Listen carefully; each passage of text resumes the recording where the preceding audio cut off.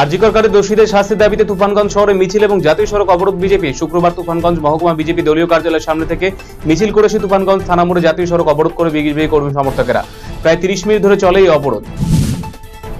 পাথর বোঝায় ট্রাক্টর উল্টে মৃত্যু হলো এক ব্যক্তির। মৃত ব্যক্তির নাম শুভজিৎ শাহ। ঘটনাটি ঘটেছে কোচবিহারের ভানুকুমারী 2 নম্বর গ্রাম পঞ্চায়েতের ঢলডাকদি এলাকায়। পাথর বোঝায় ট্রাক্টরটি তল্লিগুড়ি থেকে মান্তানি কালীবাড়ির দিকে যাচ্ছিল। সেই সময় মান্তানি দিক থেকে আসা একটি 4 চাকা গাড়িকে পাশ কাটাতে গিয়ে রাস্তার উপর উল্টে যায় পাথর বোঝায় গাড়িটি। কালিয়াগঞ্জ কলেজে অধ্যক্ষ পদে যোগ দিলেন বিপুল কুমার মণ্ডল। শুক্রবার প্রাক্তন ছাত্রছাত্রীদের তরফে সংবর্ধনা দেওয়া হয় তাকে। দীর্ঘদিন ধরে কলেজে অধ্যাপনার সুবাদে প্রাক্তনীরা আজ নস্টালজিয়া হয়ে পড়ে।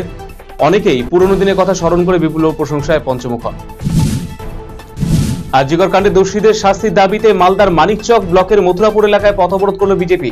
শুক্রবার রাজ্য সড়ক অবরোধ করে বিক্ষোভ দেখান বিজেপি কর্মী সমর্থকরা। যে কোনো রকম অপ্রীতিকর ঘটনা এড়াতে এলাকায় মোতায়েন করা হয়েছিল বিশাল পুলিশ বাহিনী।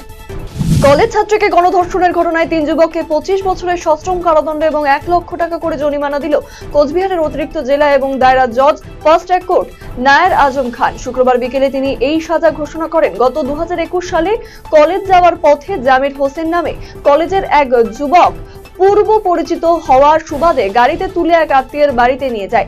সেখানে সে এবং তার 2 বন্ধু ফিরোজ আলম এবং রাসেল মিয়া মিলে ধর্ষণ করে ওই যুবতীকে। পাশাপাশি মোবাইলে ভিডিও তোলে। এই ঘটনা জানাজানি হতে হইচই পড়ে যায়। পরবর্তীতে ছাত্রীর পরিবার শীতলকুচি থানায় লিখিত অভিযোগ দায়ের করে। আরজিকর কাণ্ডে দোষীদের শাস্তির দাবিতে তুফানগঞ্জ শহরে মিছিল এবং জাতীয় সড়ক অবরোধ বিজেপির। শুক্রবার তুফানগঞ্জ মহকুমা বিজেপির দলীয় কার্যালয়ের সামনে থেকে মিছিল করে এসে তুফানগঞ্জ থানা মোড়ে জাতীয় সড়ক অবরোধ করে বিজেপি কর্মী সমর্থকেরা। প্রায় 30 মিনিট ধরে চলে এই অবরোধ। খবর পেয়ে ঘটনাস্থলে আসে তুফানগঞ্জ থানার বিশাল পুলিশ বাহিনী। আরজিকর কাণ্ডের প্রতিবাদে প্রতিদিনই রাজ্য জুড়ে অব্যাহত বিক্ষোভ আন্দোলন। রাজনৈতিক দলগুলির কর্মসূচির পাশাপাশি সাধারণ মানুষ পতাকা ছাড়াই সামিল হয়েছেন প্রতিবাদ কর্মসূচিতে। এই আবহে রাজ্যে কোঅর্ডিনেশন কমিটির উত্তর দিনাজপুর জেলা শাখার উদ্যোগে রায়গঞ্জ শহরে অনুষ্ঠিত হলো প্রতিবাদ মিছিল। শুক্রবার সন্ধ্যায় এই কর্মসূচিতে সামিল হন সংগঠনের সদস্যরা। আশিস কর সহ অন্যান্য নেতৃত্ব এই কর্মসূচিতে উপস্থিত ছিলেন। গাজলের পান্ডুয়া অঞ্চলের কুতুব শহর এলাকায় বিএড কলেজের পাশে উদ্ধার হলো এক বুদ্ধ মূর্তি। পুকুর পাড়ে মাটি খুঁড়লে উদ্ধার হয় এই দুষ্প্রাপ্য মূর্তিটি। এই ঘটনায় শোরগোল পড়ে যায় এলাকা জুড়ে। খবর পেয়ে ঘটনাস্থলে আসে গাজল থানার পুলিশ। স্থানীয়দের ধারণা গৌতম বুদ্ধের ওই মূর্তিটি আদতে ধ্যানমগ্ন উপবিষ্ট। যুগ যুগ ধরে মাটির তলে চাপা পড়ে থাকলেও এখনো তা প্রায় অক্ষত অবস্থায় রয়েছে। একইভাবে ধ্যানের ভঙ্গিতেই উপবিষ্ট গৌতম বুদ্ধের মূর্তি রয়েছে অন্ধ্রপ্রদেশের অমরাবতীতে। মূর্তিটির উচ্চতা প্রায় 125 ফুট। মূর্তিটি কৃষ্ণ নদীর তীরে অবস্থিত। এদিনের প্রাচীন এই মূর্তিটিকে ঘিরে ব্যাপক উন্মাদনা তৈরি হয় মানুষের মধ্যে। গঙ্গারামপুর পৌরসভার 9 নম্বর ওয়ার্ডের বোরডাঙ্গি এলাকায় নদীতে স্নান করতে নেমে জলে ডুবে মৃত্যু হলো 70 বছরের এক বৃদ্ধের। ঘটনায় প্রায় 3 ঘন্টা পর স্থানীয় বাসিন্দা এবং পুলিশের তৎপরতায় উদ্ধার হয় বৃদ্ধের মৃতদেহ। মৃত বৃদ্ধের নাম নরেন রাজবংশী। নিজের বাড়ির পেছনেই বয়ে যাওয়া পুনর্ভবা নদীতে স্নান করতে নেমেছিলেন তিনি। আচমকায় জলে তলিয়ে যাওয়ার ঘটে এই মর্মান্তিক দুর্ঘটনা। পরে জলে তল্লাশি চালিয়ে মৃতদেহ উদ্ধার করে পুলিশ।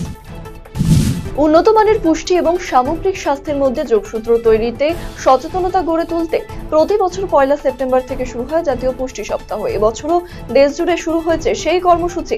শুক্রবার সিনি আইসিডিএস এর উদ্যোগে এবং রায়গঞ্জ ব্লকের গৌরী গ্রাম পঞ্চায়েতের সহযোগিতায় অনুষ্ঠিত হলো এই কর্মসূচি। এদিনের কর্মসূচিতে উন্নত মানের পুষ্টি গ্রহণ এবং সার্বিক স্বাস্থ্যের বিভিন্ন বিষয় নিয়ে সাধারণ মানুষকে সচেতন করা হয়। সিনির ইউনিট কোঅর্ডিনেটর সুশোভন দাস সহ অন্যান্যরা এই কর্মসূচিতে উপস্থিত ছিলেন।